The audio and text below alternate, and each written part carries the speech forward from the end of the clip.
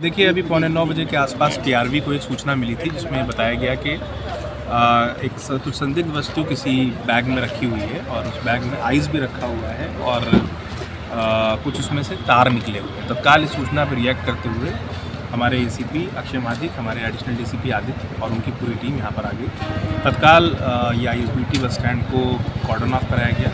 100 metre तक सारी हम लोगों ने इसको कॉर्डन ऑफ कराया और इसकी सघन चेकिंग कराई। तब तक बीडीडीएस टीम भी मौके पे पहुंच गई, डॉग स्क्वाड मौके पे पहुंच गया और जब चेकिंग के दौरान हमारी बीडीडीएस टीम ने इस पैकेट को खोला तो उसमें से जो आतिशबाजी वाले शादियों में यूज़ करने वाले जो लाइट्स होती हैं वो निकली है और हमने चेक करते हुए सुनिश्चित कर लिया है किसी प्रकार का कोई बॉम्ब नहीं है। जिन लोगों ने बॉम्ब की सूचना दी थी, जिनको शक था इस पर, उनसे हम विस्तृत तरीके से पूछताछ कर रहे हैं। फिलहाल यहाँ पर सब कुछ रुका है, किसी प्रकार का कोई बॉम्ब नहीं।